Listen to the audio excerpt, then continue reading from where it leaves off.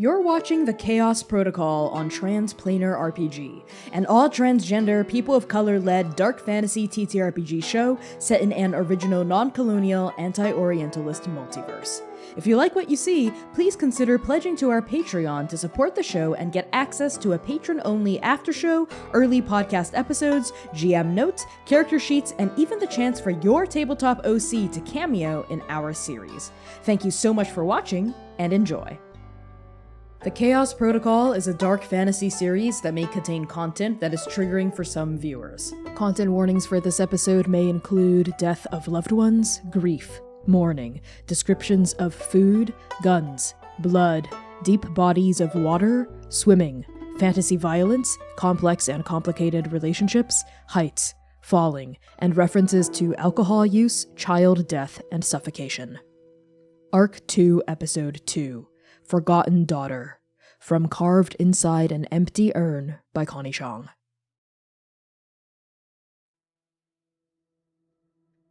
A single path leads from River Run to Lodestar Steading. It's made of dirt, unpaved, way too narrow in some places and way too broad in others, but the potholes never stay long. And it's always clear of stones. Sorna taught you to take care of it. River Run isn't the only strip of land that matters on the outskirts of Haruna City. Nurture the arteries that spill from the lake, and the lake will nurture you in turn. Of course, lake isn't what it used to be, but Sorna's lessons still stand. For some of you more than others, but the road stays cared for. At the end of this narrow, broad, winding, well-loved path, we find Lodestar Steading. The farmhouse looks gray and red in the sunset. The screen doors shut to keep out the hoppers, but the front door's wide open, and you and Artemis can smell Dom's cooking. Fragrant, simmering mushrooms, shrimp and chicken meatballs, cabbage, carrots, bean sprouts that have been marinating for a half day, handmade drakeberry mochi for dessert. Piera and Azalis are on the porch. Piera is in the rocking chair. Her short hair is red today, glowing freckles dancing across light pink skin, her white eyes fixed on the activity of polishing the gun across her legs. It's unloaded, the ammo upstairs in a lockbox, because right now Azalis is playing with Doxa. Azel's purple skin is darker than the sunset. The twin braids of their cosmic hair frame a hard jaw, soft cheeks. Xainan, you play a part in this memory. You are bringing the raptor with the broken claw up the path. You're tying it at the hitching post just beside the porch. Loose feathers and dust stir around your well-loved boots. What do you see of the man you used to be as this memory plays out? There were these brown, simple gloves. He doesn't even remember where he got them anymore, but they're the ones that he very often would wear when he was specifically tending to a raptor with a claw issue, something that wanted to keep all of his fingers. And they hold the lead rope gently. The raptor's just following easy, and that freckle on his hand now inside the glove, he can feel the gloves, but they're also his gloves from being a trans agent. He's somewhere between feeling the memory and feeling who he is. And the ground feels so familiar, that slightly soft, well-cared-for road that he's walked up and down his entire life. Sorna's well-traveled road. You are watching yourself with your strong shoulders and your thick gloves and the lead in your hand as you're tying it around the hitching post, you are listening to yourself listen to Azulis and Doxa. Doxa tottering around, bright, a little wet around the face as usual, as 4-year-olds are wont to be. And as soon as you pull up with the raptor, you see yourself look at Doxa as she totters forward, eyes bright, hands going up toward the shining beak of the raptor. Raptor! Raptor! Whoa, As she's whoa. heading toward the stairs, enthusiastically. Xainan doesn't stop her. But what he does do is stand up straight. Doxa, you know how to approach a raptor. Doxa stops just short of the step. Ozzel leans back onto their hip and watches with a amused, cocked smile. Piera chokes back a snort, and Dom's humming from the kitchen through the screen door can be heard as a low undertone through all of this. Doxa thinks really hard, the fists curved by her side. She nods intensely at the raptor like she's encountering her first ever test.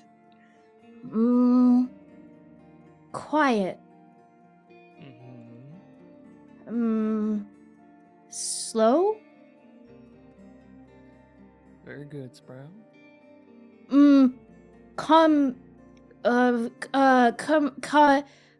Confident. There it is.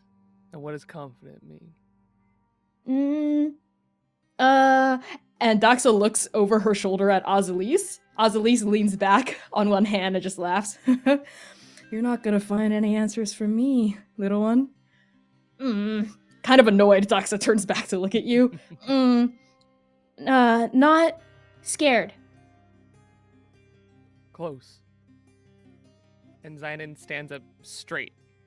And the dust, the salt, all falls off of him, and he's standing there in his soft green, well-loved farmhand clothes. The scars on his face vanish. And standing there in his trusty boots that he has worn for way too long, he stands up straight and smiles down at Doxa. Look at me. And Xainan puffs out his chest, holds his hands in front of himself, open but firm. If you are confident, you look at the world and you're not worried about who you are. You're wondering what the world has for you.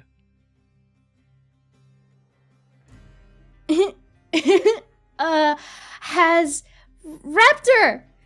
I want to ride the raptor. And Xainan caves. He's trying so hard to be wise, but he just quickly bends down, scoops her up, puts his arm under her rear, and very easily hoists this 4-year-old.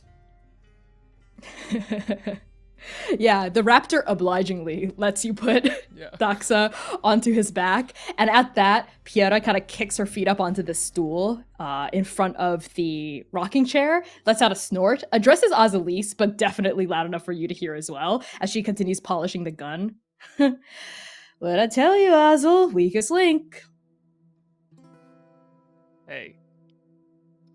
Hmm? Some of us have desirable vulnerabilities, he says, smiling from ear to ear at Doxa.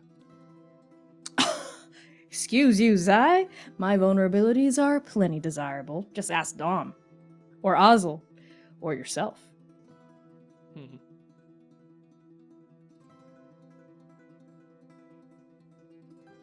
What do you think, Azul?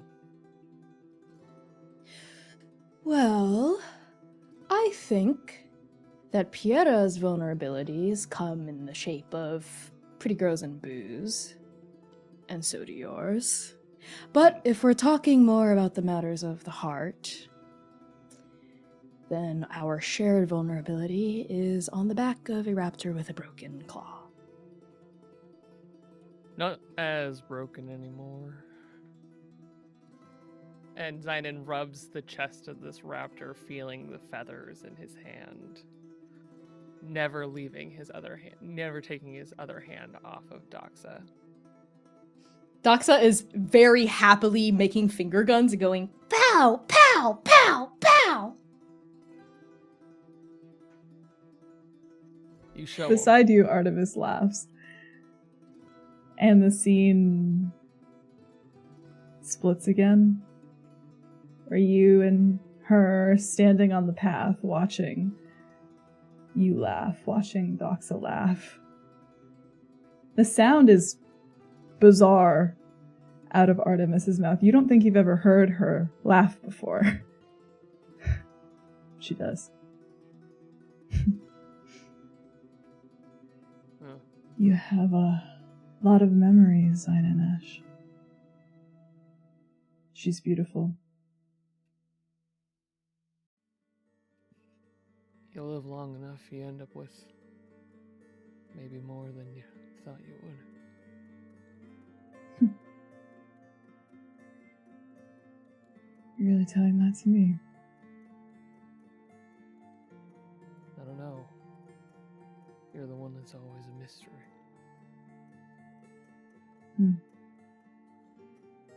Artemis considers this for a moment. And I think in the memory, like, maybe Doxa comes tottering down the path a little bit now as you're starting to take the raptor back to the barn. And Artemis just kind of watches her go. Almost like they would reach out, but they don't. She is beautiful. All of them are. So are they. She gestures at something beyond this vision. Turns to show you. So are they.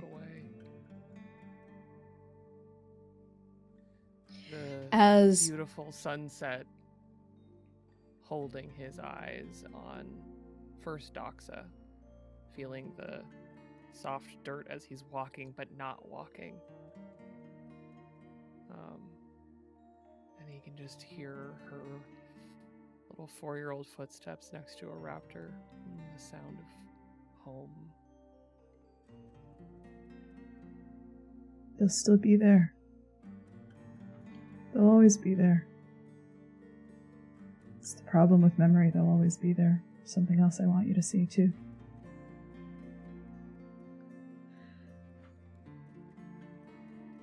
As Artemis turns and you follow their gaze, the landscape changes. A different memory surfaces to take its place. Storm Chaser. The Wild Sea.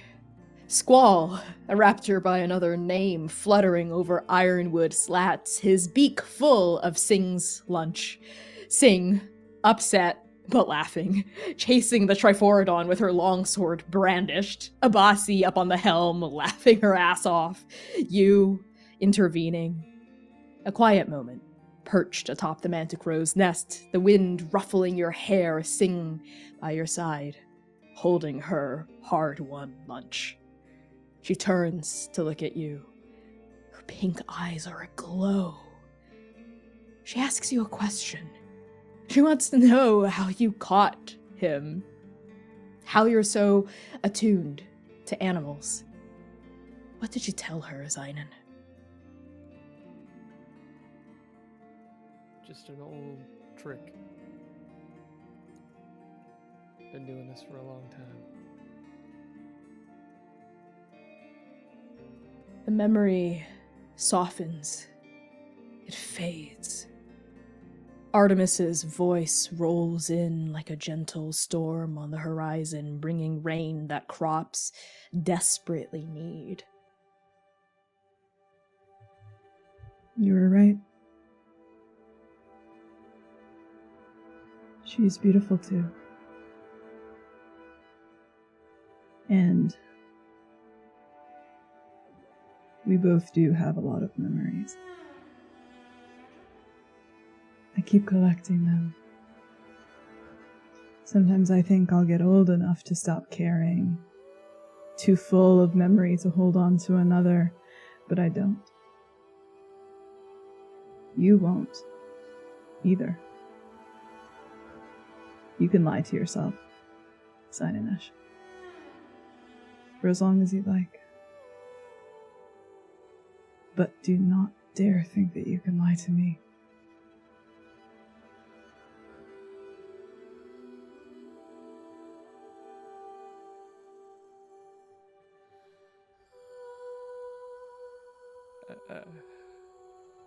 And the farm boy becomes the agent, becomes the ash, no, the dust. And he looks at you, Artemis, and the tears that he hasn't even been able to shed begin to fall onto Lavender's skin. A ghost flickering in and out of who he was, who he is, who he isn't. As you begin to cry, Artemis takes a hand stained with blood and raises it to that mask on her face. She takes the chipped silver, all covered in laurel leaves, takes it off. Whatever you see of the top of your face, you forget instantly, like it doesn't exist, like it's not there, but it is, and you know it is because you know she's crying too. That much you can hold on and you can remember, you know that she's crying too, with you. The mask clatters onto the floor. The ground, the deck of Storm Chaser. The road leading to the Lodestar setting. Her office. I could ask you to come back to the Syndicate now. I know you'd come back the second that I did. 'Cause I know you. I will not ask. I will not ask you to do that. But I need you to know one thing before I go. I need you to know that I want to ask you to come back. Not because I think it would be good for you, and not because I think you're ready, but because you are mortal, and I am selfish.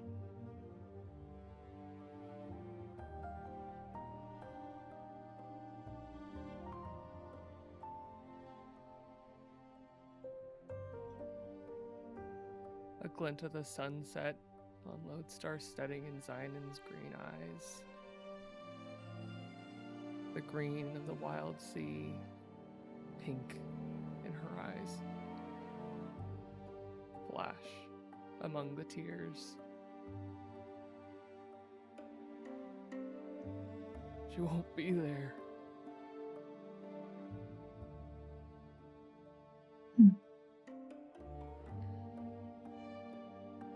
Is that really what you think?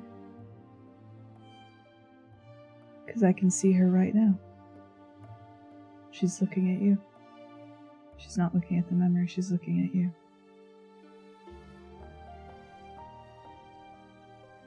And Xainan looks to sing, studies her face, studies this memory, this moment.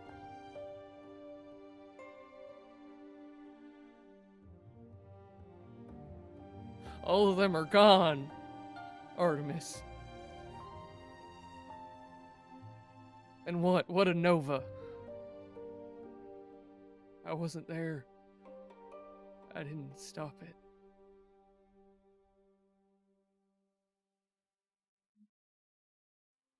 I didn't stop it. There was nothing to stop Xainan. They are. I told you not to lie to me. You know where they are. And Artemis reaches up and touches that torn robe Not even at her heart, but in the place that one of the arrows in her back would come through. They're here. In our blood. In our bones.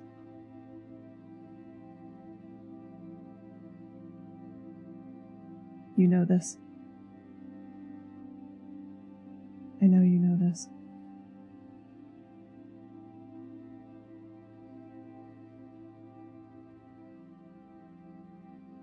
He looks at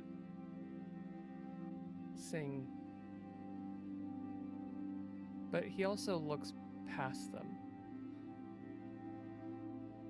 He looks to every conversation that they ever had where he was trying so hard and fumbling at being her mentor. And all he sees is the shape of who he wanted to be. Who he wanted to be at Lodestar. He just wanted to be his Ema.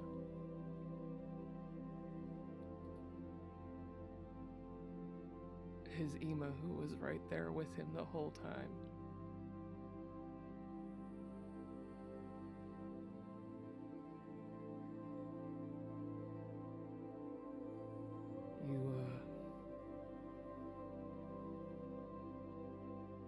You really think I'm still mortal?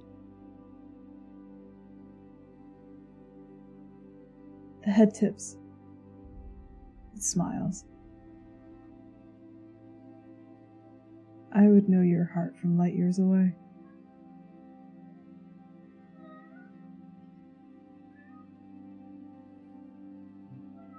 Then I guess I do what mortals do. Work. Make more memories.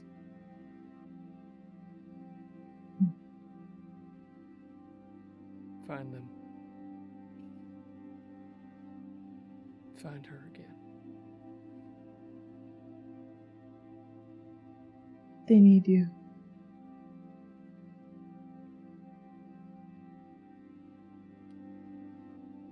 He studies the curve of Sing's cheeks. The cherry blossoms on her antlers. I am selfish. And I need you too.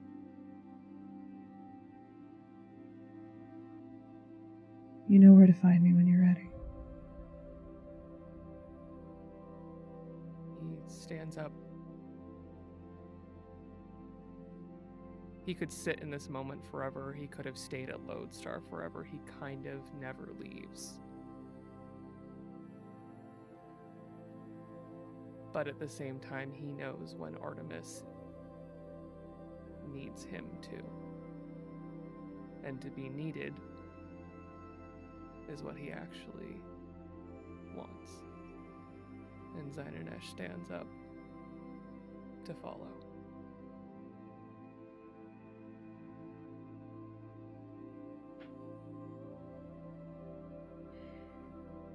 Xainan, you aren't ready. You've never been ready. Maybe you never will be. But right now, being ready doesn't matter. All that matters is that you follow Artemis's blood trail through the memories, through the dust, through the cherry blossoms, the wild sea, the empty realm of ghosts, Keseki, all the way back to the Syndicate, back to your body. Lumièra,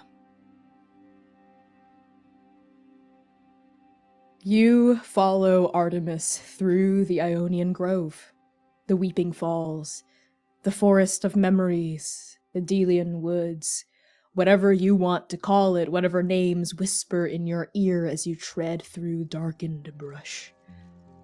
Rocky, pliant earth bends beneath your feet.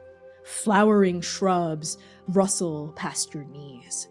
The trees here are short, thick, full of bright green leaves. The mist clings to your skin like a ghost's kiss. You hear your own footsteps, the snapping of twigs, the springing of earth. And then, slowly, surely, you begin to hear something else. A dull, distant roar, growing louder and louder and louder. Artemis leads you through a break in the trees, and then you see it. A small, bubbling waterfall that pours into a pool of crystal clear spring water. The banks are thick with ferns, peonies, crocus blooms, anemone. This grove smells ancient, hidden, holy.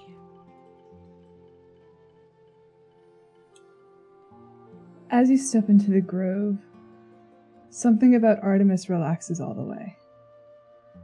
Something about that tense line of their shoulders drops slightly, flexes. You can almost hear them breathing from in front of you. Here we are. Thank you for indulging me on my walk. What do you think?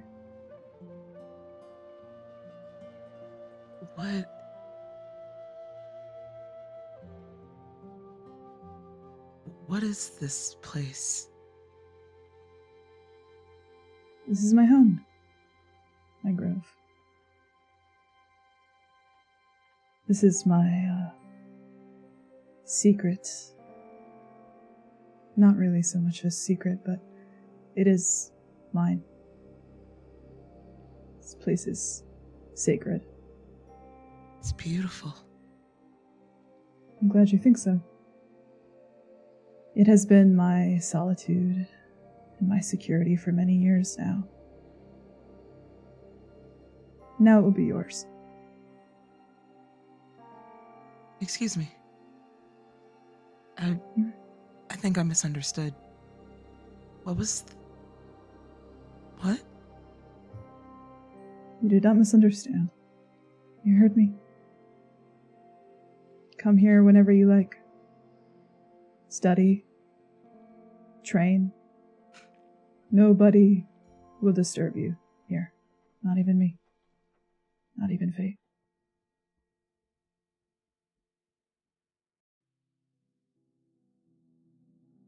And I think Lumièra looked a bit skeptical, but the more you started to explain, she softens and her eyes look back up at you with that same wondrous gaze, just as she did when she was 8, 9, 10 years old.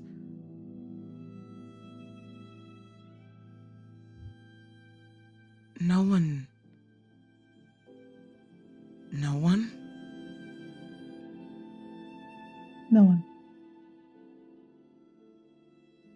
Fate gives each of us, patron saints, a small gift when she ascends us.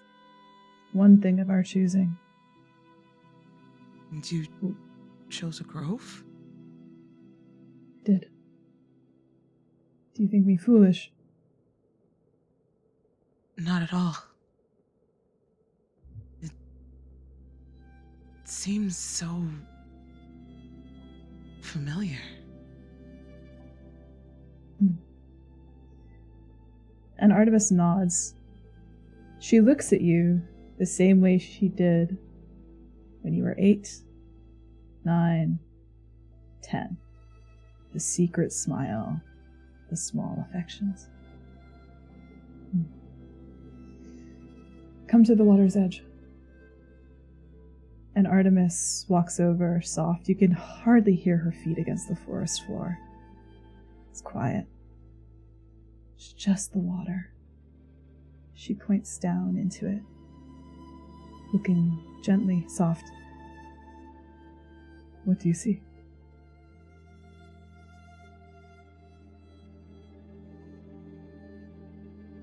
The ocean floor.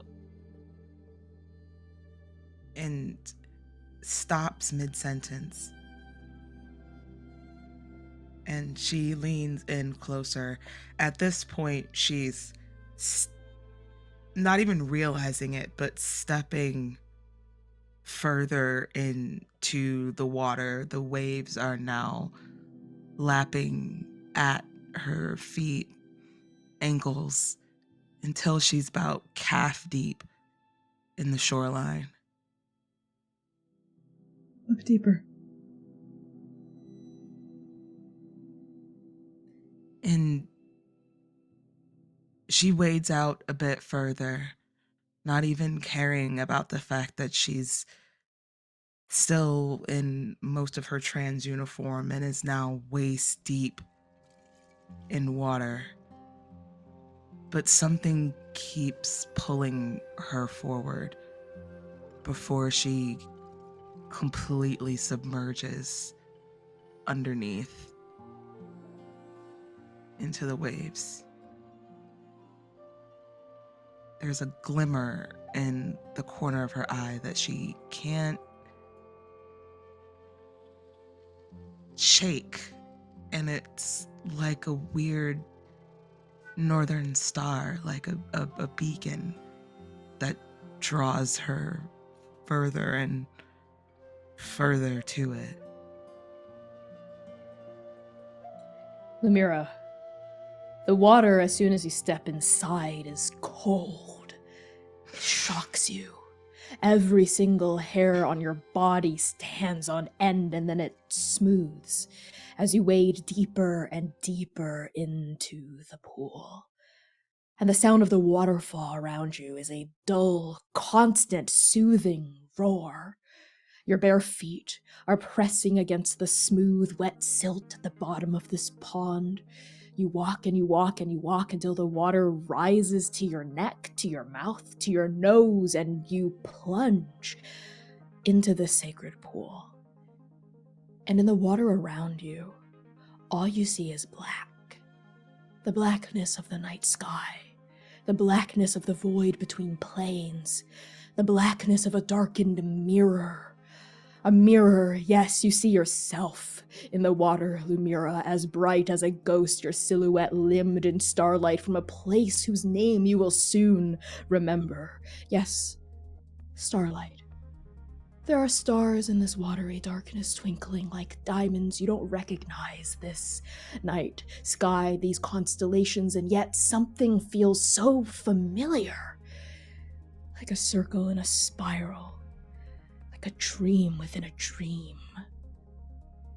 And then you hear the patron saint of mortals' voice by your ear. Though you were underwater, it comes as clear as though she breathed it in the light of day. Yes. What do you see? And as Artemis speaks, you realize that on the shore, in the water next to you, they're not looking at you anymore with that borrowed gaze. They, too, are gazing into the water underneath them, around them, above them, and you know they're not seeing what you're seeing. And then, in this darkened mirror all around you, you open your eyes and you see her. A half step behind you, refracted in the darkness, smiling. Her eyes obscured by that unmistakable white mane flowing around her in the waves. Through the water, you smell her. The cherry blossoms, the incense. She leans over, floating behind you, a half step behind you, above you, her antlers dipping down like a white hart about to graze. And she kisses you on the cheek. You don't feel it. The echo of that kiss lingers against your skin like mist, like smoke, like a ghost, and the strangely familiar starlight halos both of your faces. And in the water, Sing smiles. She giggles, her eyes still hidden by her hair, cups your waist in a touch you don't feel, tries to draw your attention to something else in the water beside you.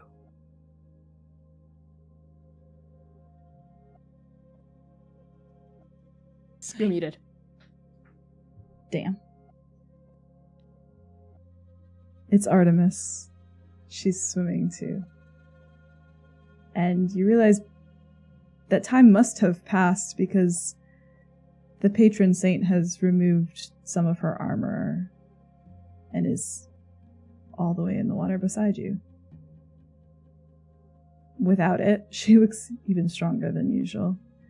The leather and the brass and the shawl are all these darkened mirrors to obscure a radiance that would cut you otherwise. The gesture is intimate, familial. Their body is like an oak. Curved branches of fat over well-layered, trained muscle, bark, and sap. One side of her chest is thick with tissue. The other is flat, with a hempen rope of scar tissue that forms a branch of laurel underneath one of her pectoral muscles. The scar is gilded in silver, bronze, and gold. There are more scars, 3 heavy puncture wounds in their back, distracted by the intricate tattoo that sits on her skull. You recognize the infinite networks of realities, layers of reality and magic, much like the maps that you can find in the observatory. But whatever world this depicts is not one you recognize. She sees you through the water, both of you completely submerged, but when she speaks, it's like you're still on land. You see her, don't you, in the water? I see her everywhere. Not just here. And Artemis smiles so sadly at you. And you know that she sees something in the water just like you do. It's not saying that I mourn for you twice. It is no easy thing to lose a soulmate. And she dives deeper into the water, and the edges of her begin to disappear.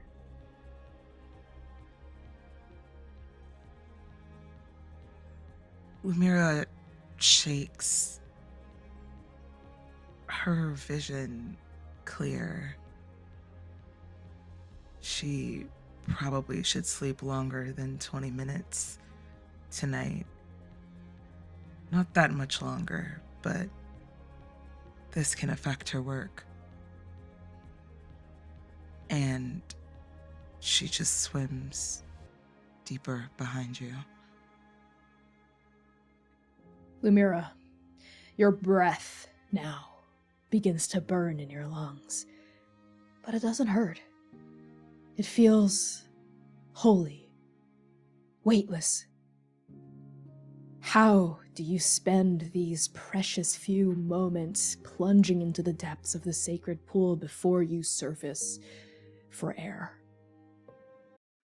I think Lumièra sits in the water and she's treading it almost, sitting and using her arms and legs to keep her afloat. Something about this is not scary like you would think.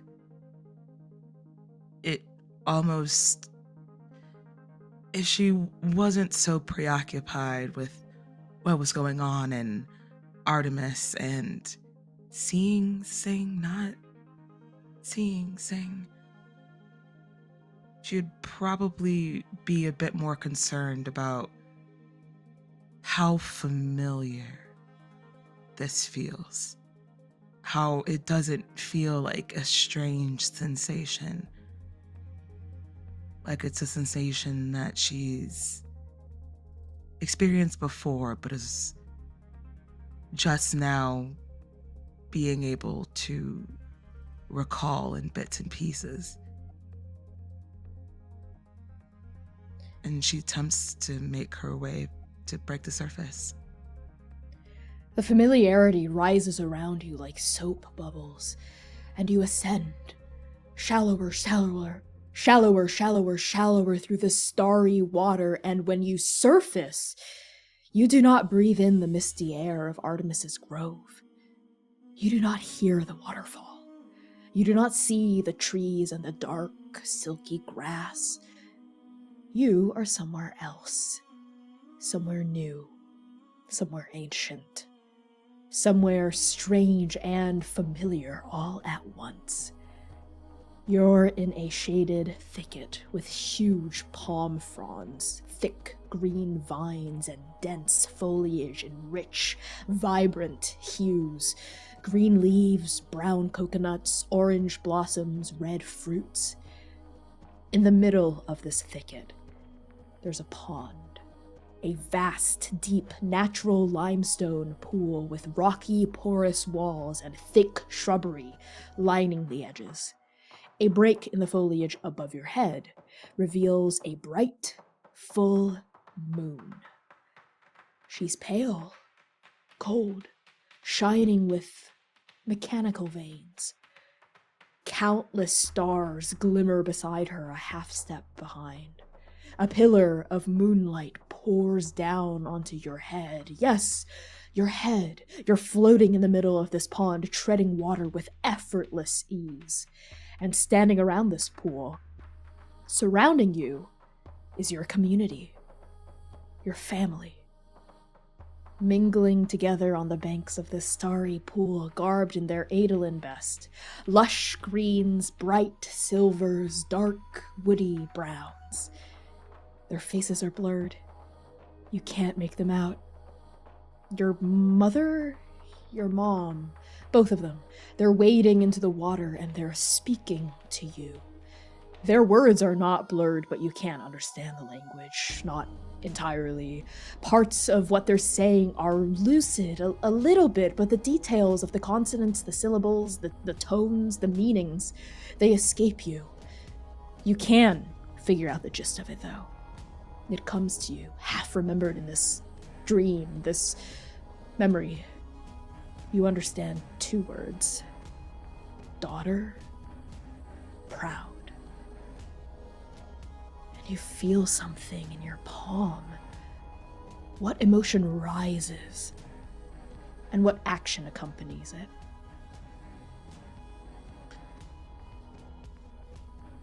Daughter and proud ring in her head like a bell. It's a consistent wave of hearing it on repeat. She can't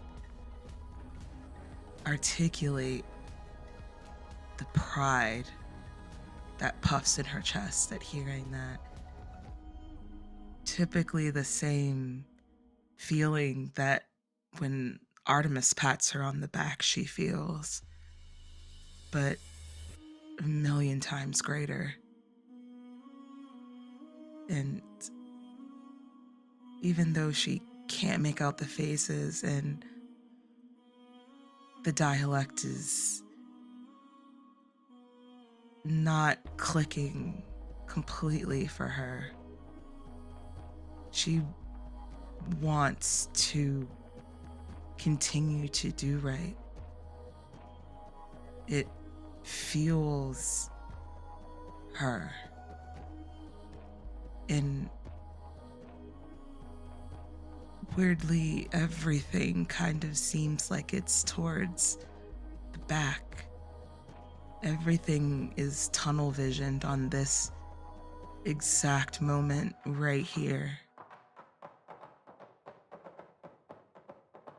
And she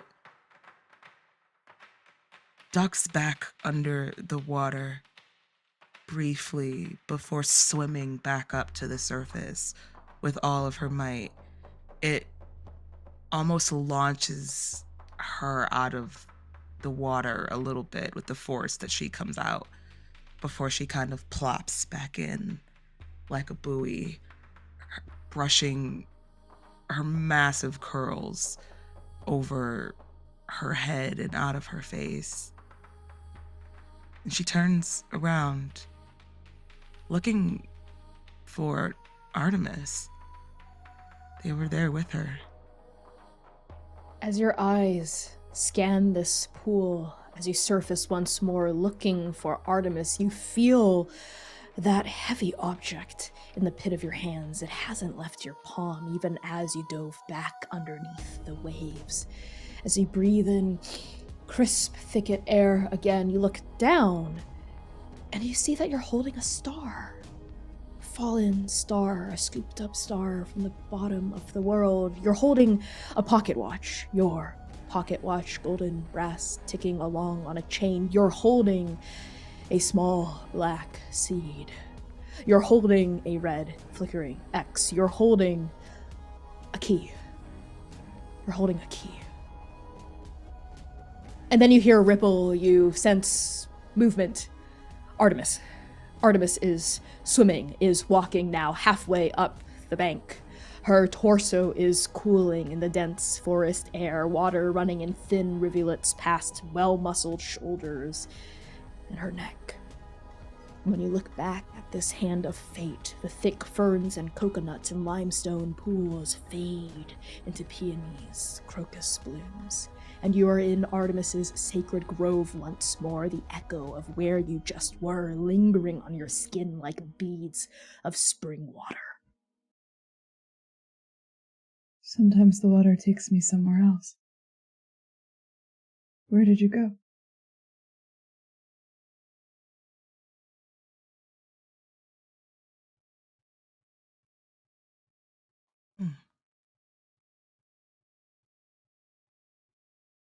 Tungle.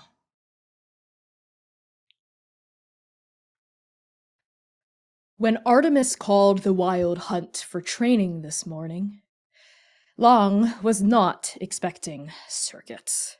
Ta was expecting a mission briefing, a mayday, another dying world. They expected Artemis's soft but firm smile, strained since the death of the Chosen One. They expected jokes from Diego, a chilling but comforting anecdote from Muse. She expected Kamar to trail after Artemis's every word. They'd get over the crush eventually, they all did. The patron saints were untouchable, Artemis was unflappable, but hey, an agent could dream. What Ta did not expect was a fifth person, a stranger, walking into the Wild Hunt's private training quarters. Seir, as you enter, 4 shapes appear from the hazy, rain-dazzled mist. The first person you see is carved from cracked marble. Old, mossy growth blooms in the fractures between their limbs. Their deteriorating body levitates in midair, an arm here, a leg there, held together by pure incandescent magic. You know their name. Muse. Oh! Diego, Artemis has brought someone. Come see. And from behind Muse comes a broad-chested man with warm brown skin and long, thick, curly, dark hair that reaches his mid-back. Scars crisscross her body. She carries no weapons, just a smile. A wickedly sharp smile that warms the cold rain on your skin. Diego del Sol. I see them, Muse. I see him. Be nice, Diego. You'll scare the poor kid before we're even introduced. Another voice cuts from the mist sharply to your left, and you see a slender person with dark brown skin and curly, thick white hair peeking out from a loosely wrapped gold and red headscarf. Long white robes flow to the tips of their toes, but float just a few inches above the stone beneath their feet as though suspended in water. Magic vibrates from every pore of their body. Kamar Abad. Finally, your eyes fall upon the largest shadow coming out from the mist. you see a tall, muscular woman with light brown skin and long black hair shaved on the sides and tied in a loose braid down her back. One of their eyes is made entirely of jade stone. The other is black, incisive, calculating. He wields a pair of bronze double-ended spears with leather handles in the middle. Ta looks you up and down with a cold, ascertaining expression. And then a warm smile cracks Tada's face. So, you're the Seir we've heard so much about. And Seir's entire chest is lost of air. He, of course, has memorized each individual's name of the Wild Hunt, each of their features. He knew who was approaching just from the shadows. Their poster hangs in their bedroom. This is all he has dreamed of, all he has longed for, to stand amidst true greatness. Not heroism, not power and victory. Consistency and efficiency. Made incarnate right before his eyes. And as his eyes brighten, they darken for a moment. He stares at all of them, notices their greeting, and his eyes pan over to the patron saint of mortals for a moment. And a darkness covers his eyes. This isn't the me they want to see.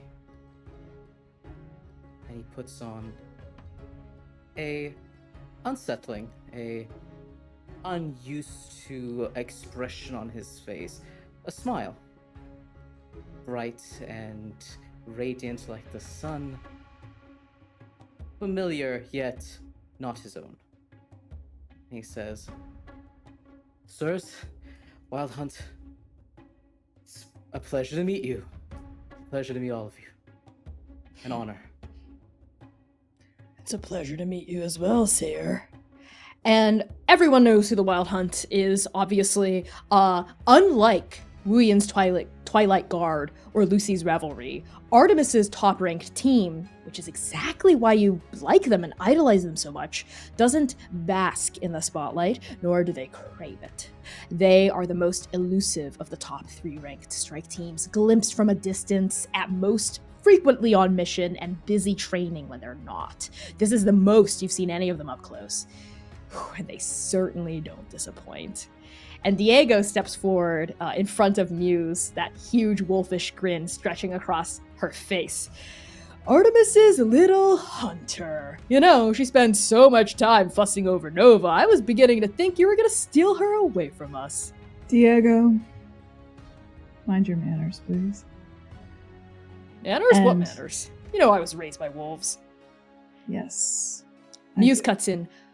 I thought you were raised by feral dragons. Ah, wolves, feral dragons, coyotes made of fire. The story is what I want the story to be. That it is. Thank you very much. And Seir, our resident bullshitter. And this is Kamar, but a slight smile cocks the side of her the side of their neutral mouth. It's all right. It's all right. No worries at all. And he shakes his hands in front of his body, again in an expression strangely alien upon his palms as he shies away from the chaos that's unfurling in front of him. It's wonderful to just be in all of your presence. Artemis watches you. And as you address her, you notice that they have actually been looking at you this whole time, watching your expressions shift, watching the mask go on. And there's a kind of place halfway between a question and an answer that Artemis doesn't even want to get to as they see what you're doing. Register it. Frown. Let's not get ahead of ourselves. I brought you all here for a reason. And Artemis begins to walk further into this valley, the stone and the rain running slick against their skin. I know you all prefer to work with proper motivation, a proper quarry, so I've added some stakes to our training for tonight. And Artemis holds up her hand. Dangling from her fingers, appearing out of basically nowhere, is a simple hempen tie and a pendant. A crescent moon made of simple silver turned on its side so that the edges point toward the ground. Agent Seir, if you can retrieve this, and they raise their fist, pendant, from the bird's nest on top of this, and they lean back and gesture upward to the massive alpine tree that they're standing beside, a pine hundreds of feet tall, the top of which spirals up and away into the curling mist. Then the pendant is yours, and you can consider your past disciplinary indiscretions forgotten. At disciplinary indiscretions, Diego's wolfish grin gets even wider, and he hawks up a thick eyebrow. And Kamar, that little smile also widens at the edge of their neutral mouth. Ah, troublemaker. Wild Hunt, your objective is to keep the pendant in the nest, or... Can we keep the pendant if we win? Artemis only smiles, a knowing and secretive expression coming over her strong brow. Take a few moments to prepare yourselves. Wild Hunt, you know what to do. She leads against the tree. Seir, 3 members of the Wild Hunt, all of them except Diego, give you a final ascertaining but warm look and then disappear into the mist in the direction of the tree. Diego is the last to leave. She's walking backward in her huge boots and is continuing to shoot you that big, charming, sharp-toothed grin. See you up there, champ. If you make it. And then she vanishes into the mist. Seir takes a moment to exhale. The vision, the golden eyes of mystery yet unsettling acerbicness from Artemis before. What was that look? Was I not good enough? Then I must commit. No half-assing this. I need to become the person Trans needs me to be. That Nova needs me to be. That Artemis needs me to be. Is there a weapons rack nearby? The only weapons in your vicinity are the ones either strapped to your hip or found in nature in these alpine woods. But upon seeing you looking for something, Artemis raises an eyebrow. Do you need something? I was just taking a look around to see if there was a weapons rack nearby. Artemis taps a side of a huge jagged boulder, and I think just kind of forming out of it are like the stone almost comes alive to form any manner of weapon that you could possibly want. Seir approaches, and there's a moment where his hand goes towards his waist instinctively, fingers grazing on the hilt of his crescent blade, then shudder away.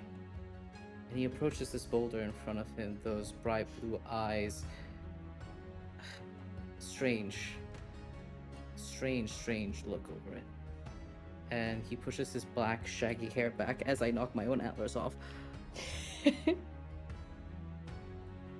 Reaches into the stone and pulls out a long sword. Thin and elegant, so small in his massive fists, clumsily wielded in his palms. This is not what he was fated for. But he needs to be better. He needs to be like her. And he swishes the long sword a couple of times, nods towards Artemis, and looks up at that alpine tree and begins running the circuit. Artemis frowns once more, the expression catching in the mismatched gaze. Wild Hunt! Your circuit begins now. Seir, how do you ascend the tree?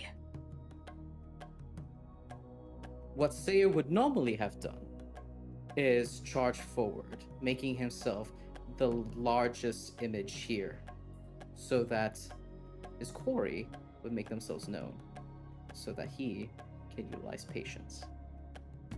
But that is not what Seir is doing. All that he can think of in his mind as he follows his gaze, holding that long sword up, jumping up the tree like an uppercut, he thinks to himself, what would she do? What would she do? She'd jump. She'd launch herself, finding the right branches just before the opportunity presents itself. The Wild Hunt would try to get me. But not if I'm fast enough. And Connie, I would like to use patience from my calling of the blades. We're using mechanics! Yes, I am. Yes. So, to the audience for context, between Arc 1 and Arc 2, I essentially presented Strike Team Nova with a system agnostic level up. And Patience is the one that Seir chose for himself. I gave each member of Strike Team Nova a choice between 2 level ups, 2 progressions. So tell me, Seir, what does it mean to evoke Patience? To evoke patience means when I think before acting, I roll 2d6 plus blades, which is a +1 for me. And in the way that I utilize this is that I am finding moments as I'm jumping between these branches to, before my feet even touch the branch, to wait for a Wild Hunt member to jump out at me so that I can pivot quickly, crafty, agile, just like she would do. My god. Okay, roll 2d6 plus 1. Yep, 2d6 plus 1. Woo! That's 2 6s on the die. That makes it. That you got 13. boxcars? Okay, that's what happens on a 10 plus? What happens on a 10 plus? 10 Jeez. On a 10 plus, I act first. Patience comes true for today, and I'm able to. I mean, Connie, you let me know what the Wild Hunt do as I jump between each branch, predicting what they're doing and try to pivot myself away. I think he's uncharacteristically like himself. He jumps onto each branch with like his tippy toes. It is like a dancer. And of course he knows how to do this. He's seen Like a Sing flourish, do yeah. this a million times upon his palm, upon his thigh. He knows the dexterous movements of his sister, like he knows the back of his palm. Yes, you bound on the ball of your foot as you go from trunk to trunk, branch to branch, outstretched twig to outstretched twig, and the first of the Wild Hunt to buffet you is Kamar Abad. You don't see them, but you feel their presence in the mist thickening around you, and then the mist takes shape to your left. You see an egret rear a slender, elegant neck, form completely of fog with a sharp beak and long, elegant wings. It flaps and swoops and dives at you at the same time as a tiger woven from mist plunges towards you from the right. How do you twirl and buffet your way through this? I think Seir was using the longsword like a python for a moment, but then sees this, launches himself upwards, pulls the longsword out, and aerodynamically pursues upwards. And as he dodges, he cheekily says the words falling clumsily out of his mouth. Strange and unfamiliar, but words he's heard many times before. Whew, that is close. Whew, nearly didn't make it out of that one. Oh, yes, those words feel so clumsily tumbling out of your lips, but they also feel familiar. A boy using borrowed weapons, borrowed phrases, and yet it's working. Somehow it's working. You launch your way up the trunk, and the force of your propulsion dispels and disperses the mist around you, washing the tiger and the egret back into the fog. And then as you go upward, you see a floating cascade of cracked marble descending quickly upon you, and you see Muse's pure carved face, its eyes set in those moss-ridden crevices. They're raising a hand down at you, and you feel necrotic energy starting to brim in the air between the two of you. Ooh, don't like that. And as he notices this in bullet time, Seir's eyes widen. And what he normally would have done was raise a forearm up to block and push through. I mean, Muse is light and built for casting. They can't deal with the full brunt of a heavy-set man pummeling towards them. That's not what Seir is doing. Seir notices this necrotic energy come towards him, unsheaths the longsword, and tries to bat it out of the way, so in the resulting explosion, jump off to the side and avoid Muse entirely. Instead of blocking, you do something unfamiliar to you. You parry. The sword comes out, it hits that explosion of pure, dark, void, necrotic energy that's starting to burst from Muse's levitating fingertips, and you buffet them away, essentially, not by using your own sheer force and bulk, but by redirecting the energy that it was trying to have lightning spark its way out from the pit of its palm. And with the explosion that comes from it, you spiral your way back up as you see chunks of marble start to go flying past you as their body starts to come slightly undone from the force of that propulsion. Sorry about that! Again, unfamiliar words, borrowed phrases, borrowed weapons, and as you start to surge toward the higher points of the tree, you're beginning to reach where the trunk and the bark starts to spiral upward into the mist, and your feet are running on this corkscrew of bark and wood. Flakes of thick, heavy, mist-strewn grain beginning to peel off like scales on a fish being wicked over with a knife. As you continue to ascend, you hear a voice calling you somewhere up ahead in the depths of the fog. Hey, not bad, little brother, not bad. But I'm afraid your time for victory has come to an end. And blocking your path directly in front of you is Diego del Sol, unarmed. But one fist is flat in the meat of their outstretched palm from the other arm, and they're giving you that wicked smile. As you start to run toward them, she starts to run toward you. Seir, in this moment, there's a moment where his blood runs hot. There's something deep inside his chest that calls to him, that's knocking on the door, begging to be acknowledged, begging to be looked at, to be used. And there's a moment where Seir, out of muscle memory, rolls his shoulder and is preparing to join in, but he sees an opening. He remembers every time he has sparred with her, the way she would slide beneath his legs, grab onto the belt loop behind him so that he is jumping around clumsily before using the platform of his back to move upwards, gracefully, fatedly. A light radiant in all of our lives. Must be fate that I remember this now. And Seir smiles, corner of his lip twitching. He runs forward, chuckling and laughing, a bubbly laugh that's alien. That is foreign to his body, foreign to his lips and throat.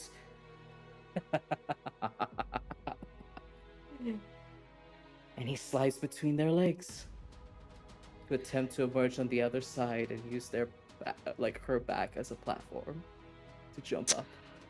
She was expecting you to block, to parry, to face her head on, so she was not expecting you to slide at the last minute between her legs. You feel something above your head explode. You realize it's the atmosphere itself as Diego throws an arm forward and the punch hits empty air. But from the profile, we see just a blast of pure annihilating energy explode out from that clenched fist of his, and absolutely blast just a hole through the tips of the alpine pines on the slope around you. It actually also carves out a tunnel through the spiraling path that you're walking on. What the? But you're gone. You've slid past from underneath her legs and you're disappearing into the mist, higher, higher, higher up into this tree.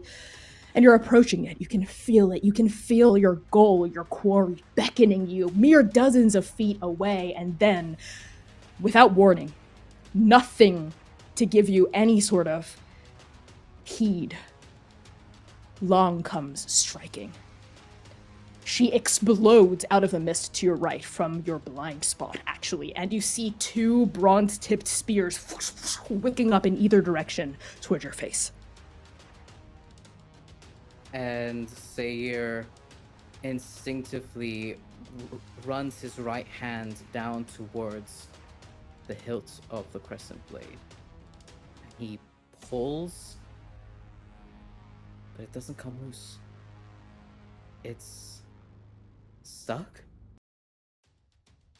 And he pushes it back and blocks with his long sword and holds it up like he would hold up a crescent blade, the blade outwards, inverted away from himself. Not how this weapon is meant to be wielded, but he wields it nonetheless. The force of it, Seir, of holding this unfamiliar weapon in this unfamiliar position, you do block the blow from Long. But a longsword is double-edged. It bites into your forehead for a second, and you feel a bright crimson line open up across your brow. But the day is not ended. The fight has not yet been won. Long springs back, twirling both of the javelins in her hands, twirls one above her head, and then comes in lunging again, giving you no chance to collect your breath. And he just remembers that image of her in his mind, seeing that blood, seeing that red across his brow, remembering the feeling, the stickiness of his antlers fallen over, the blood covering over his forehead, the fire, the flame, the ash, the lance. And Seir tosses the longsword to block the path of this person because they have to chuck it down to keep moving forward. And he's going to attempt to maneuver behind them and give them a kick in their lower back, like he's seen Sink do 1,000 times before. You borrow your sister's maneuver when she's fighting a martial opponent of high skill, high dexterity, and high strength, redirecting Long's power against Tada self. And you do it. You roll boxcar, Seir, you do it. In this moment, you feel perfectly in sync with everything you think Trans wants, no, needs you to be. You twirl around. Your boot plants in the lower half of their trunk. You buy yourself distance, space, a stagger. You turn, you see the pendant dangling from a bare branch. Your fingers outstretched, you grab for it, and then, as soon as your palm closes over it, the circuit is done.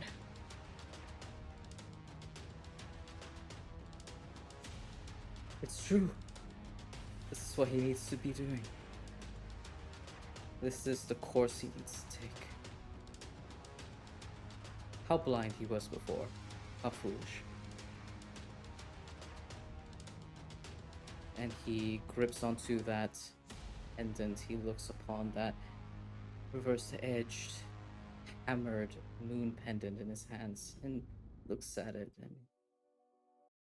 his heart goes out to a hollow part of himself he lost 2 months ago, yearning for that spark, that connection. But it is hollow. It is empty. There's no callback. There's no bright-eyed, pink-eyed sister to pat his shoulder and say, "Good job. You did it, Seir." And he just mouths it to himself, voiceless, as he stares at the moon pendant.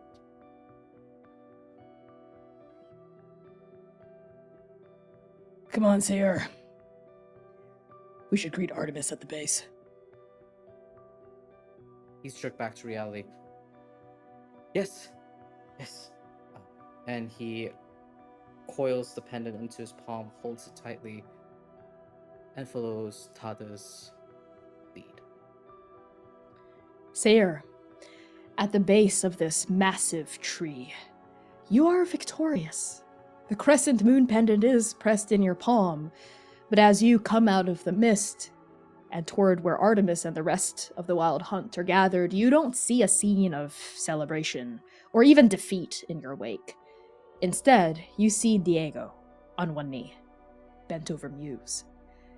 It seems to have fallen hard against the soil, against your explosion. There are stray pieces of curved, cracked marble scattered across the pine needles. And Diego is holding Muse gently and reassuringly, a large hand cupped against its shoulder. You're okay, Muse. You're in pieces already. What's another crack, eh? Extra leg here, extra arm there. And you hear a voice ring out from Muse, even though they are staggered in pieces on the forest floor. I can tell you are concerned, Diego. You need not fret. Death and I are old friends. Oh, come on, you're nowhere close to death right now. Try to give me a fright now, are you? And that's when Long, accompanying you, stepping forward past you, calls out, Artemis, thought you said he was one of ours. What gives? Artemis is frowning. She has been frowning this entire time, watching you work with a solid, stony expression.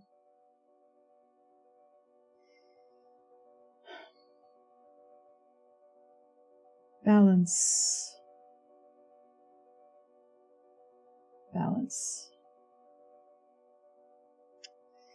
And it looks like she was about to go into some kind of lecture, some kind of lesson. She sees you. She looks at you. She sees the ghost on your shoulder.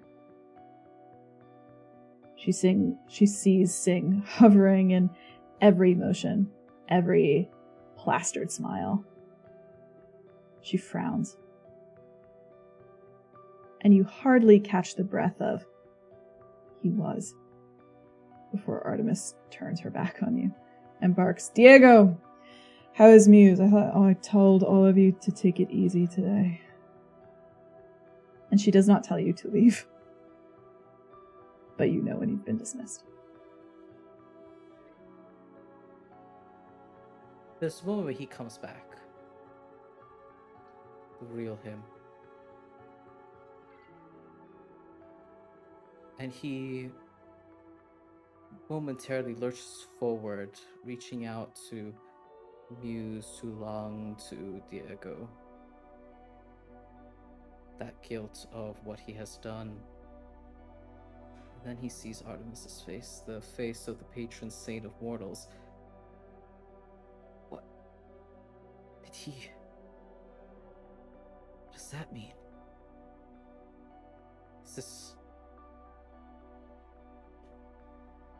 Is that this? And he recollects himself for a moment. There's no space to be held for him here. This is to be reflected on later. Another hidden lesson.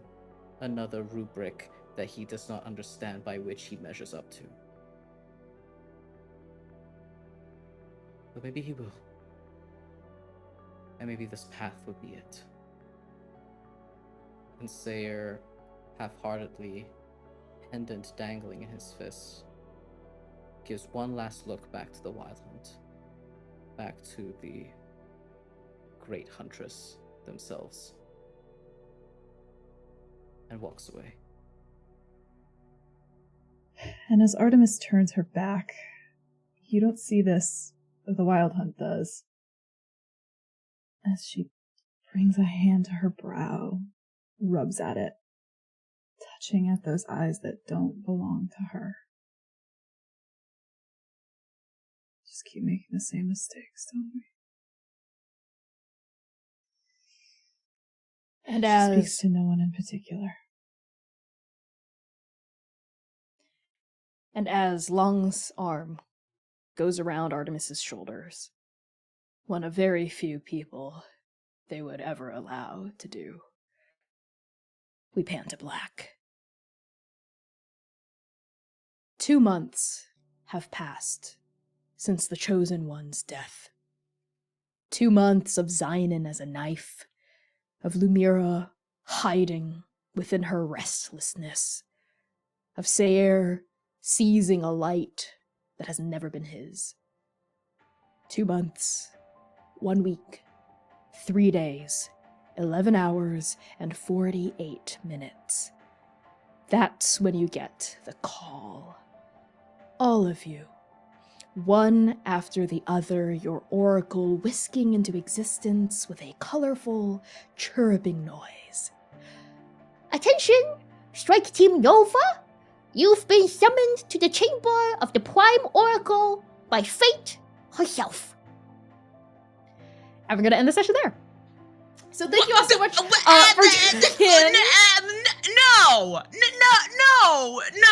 Yes. no.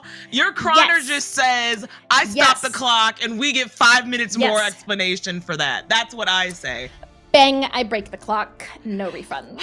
Why do you keep hello, treating me everybody. like this? Goodbye, everybody. I have been your Game Master and Creative Producer, Connie. My pronouns are they, he, and she. You can find me across the internet at ByConnieChang. What is that? By Connie Chong, namely Twitter and TikTok. I'm gonna pass along introductions over to the incredible Valiant Dorian. Hello everybody, I am Valiant Lovewind Dorian. I use he, him, his pronouns. You can find me all around the internet at Valiant Dorian or at Oxo Spirit Bear. Please enjoy that lovely treasure hunt I just set you on. And tonight I had the distinct displeasure of playing Seir, the misbeloved twin brother of the Chosen One, basking in her light, who uses he, they pronouns. And I'm going to pass it over to our local knife, Kai. It's me, a knife. Hi, I'm Kai. I use he, they, and she pronouns. You can find me all over the internet as Estelle of Imladris. And boy, I just had a lot of fun walking through some memories tonight. Having a good old time as Mr. Xainan-ish. So glad to be back and to hear all about all of your people, Sam. Yeah, it's wild how that works out, isn't it? Hi, I'm Sam. I played Lumièra, she, her, our healer, local chronologist, bad bitch, and also lone survivor of Tungle? Let's go! Second Stranger Stands Rise! So, yeah, I'm here. You can find me all across the interwebs at Lust for Life X. That's LUSTTFORLIFEEX. And yeah, you can find me there. God damn it. Connie, we also have people in the chat that want to file emotional damage complaints, and I've been telling them, see, Banned. I told y'all. I was just letting y'all know. It doesn't, your policy doesn't, it doesn't cover it. This is for y'all, chat. I was fighting for y'all. This is what we get. I'm so sorry. Let's pass it back to the boss. Or actually Artemis. our lovely, the CV dramaturg, the 2 E's on that like Megan Thee CV dramaturg. That's high praise. Stop. Oh my god. Hi everyone, my name is C. I use they, them pronouns. You can find me making very trans, very gay art on the internet at C Plays RPG. I'm not normally here. I'm usually behind the scenes as your producer, but tonight I had the absolute pleasure of playing your favorite NPC, Artemis, the patron saint of mortals. Thank you so much for having me. Thank you so much for hanging out while we had some tech issues at the beginning. I appreciate you, as I was also running production for this whole thing. We will be back next week. I will be back next week. They will be back next week. We shall all be back next week. And with that, I think that's it. That's all I have to say. And now I'm going to pass it to the boss. It's me, the boss baby. Yes, we'll be back next week. That's Saturday, January 13th at 8 p.m. US Eastern Time, right here on TikTok or Twitch or YouTube Live, wherever you like to watch this stuff. If you're on TikTok, all information about the show can be found in the link in my bio. Literally every single question you might have. What is this? Bam, in there. When is this? Bam, in there. Where can I watch this when I'm not live? Bam, in there. Every single question you might have in the link in my bio. I promise you. You can join our Discord server by going to transplanarrpg.com. That's the link in my bio. Scrolling all the way to the very bottom, and that's where our contact information is. That's where the Discord server. If you want to support our work, pledge to our Patreon. That helps immensely. We have the lowest tier is only $3 a month. That's less than a coffee these days, and it helps us so immensely with helping to keep the lights on, stay independent, do our thing, and get to tell these stories and share this community with all of you. Don't forget to submit to the fan art reel for next week. We have another whole week. Especially if you've already made art, you're good to submit art you've already made for anything Transplanar related. With that, we're going to raid out on Twitch to someone really awesome right now, no doubt. On TikTok, we're just going to sign off. Thank you all so much for watching. We love you all so much. We will see you next week, 8 p.m. US Eastern Time, right here. Bijou.